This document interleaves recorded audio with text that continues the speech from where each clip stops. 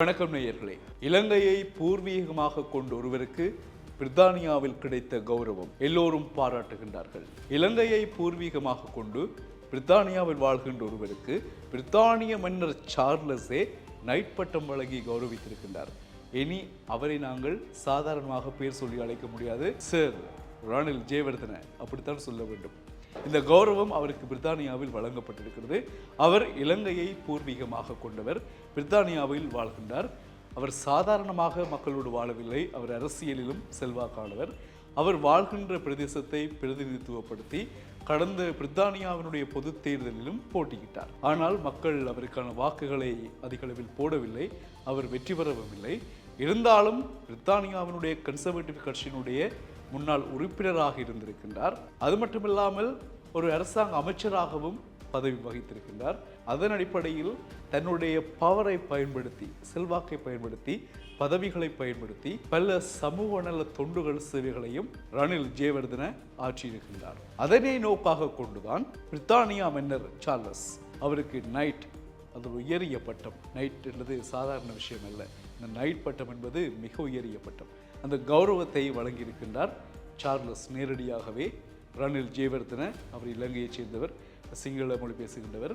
அந்த கௌரவம் கிடைத்திருக்கிறது. இது ஒட்டுமொத்த இலங்கையர்களுக்கும் கௌரவமான விஷயம், ஒரு பெருமையான விடயம். ஏனென்றால் பிரித்தானிய மன்னருடைய கையினால் நைட் பட்டம் பெறுவது என்பது சாதாரண விடயம் அல்ல. அவர் இந்த பட்டத்தை பெற்றுக்கொள்வதற்கான காரணமாக அமைந்தது அவர் செய்த சமூக நல்ல தொண்டுகளும் சேவைகளும் தான் காரணமாக அமைந்திருக்கிறது. கடமையை செய், பலனை எதிர்பாராதே, பகவத்கீதையில் சொல்லப்பட்ட விஷயம். இன்று எங்களில் பலர் கொடுக்கின்றோம், ஆனால் அதை நாங்களே விளம்பரப்படுத்துகிறோம், செய்கிறோம், சொல்லி காட்டுகிறோம். ஆனால் அதற்கு நாங்கள் இன்னொரு வியாக்கியானம் கொடுக்கிறோம். அப்படி நாங்கள் செய்வதை சொல்வதற்குரிய காரணம் எங்களை பார்த்து மற்றவர்களும் செய்ய வேண்டும் என்பதற்காக என்று ஒரு கருத்தையும் சொல்கிறோம். சரி, அதெல்லாம் வேறு விடயம், அதெல்லாம் இப்பொழுது வேண்டாம். நாங்கள் இப்போ என்ன சொல்கிறோம் என்றால், நாங்கள் செய்வோம், கடமையை செய், பலனை எதிர்பாராதே. ஏனென்றால் ரணில் ஜெயவர்தன சமூக நல தொண்டுகள் ஆற்றுகின்ற பொழுது, சேவைகள் செய்கின்ற பொழுது கௌரவம் கிடைக்க வேண்டும் என்பதற்காக பிரித்தானிய பாராளுமன்ற பொது தேர்தலில் போட்டியிட்டார். அது மட்டும்தான் அவர் செய்த விஷயம். ஏண்டா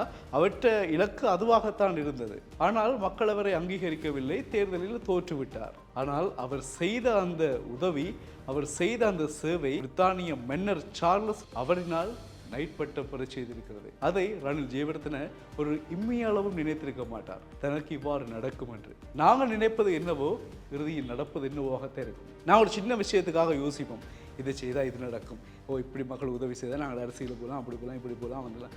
ஆனால் நாங்கள் செய்கின்ற உதவி நல்லதாக இருக்கின்ற போது அது இறைவனால் வேறு விதமாக பார்க்கப்படுது. கடவுள் என்ன செய்தார்? மன்னராலேயே அவருக்கு ஒரு பட்டத்தை கொடுக்க வைத்தார்.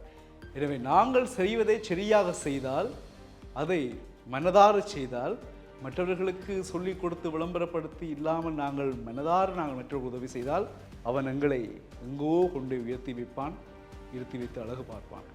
அதுதான் இலங்கையை பூர்வீகமாக கொண்ட ரணில் ஜெயவர்தனவுக்கு பிரித்தானியாவில் நடந்த விடயம். வாழ்த்துக்கள் சர் ரணில் ஜெயவர்தன. மீண்டும் சந்திப்போம்.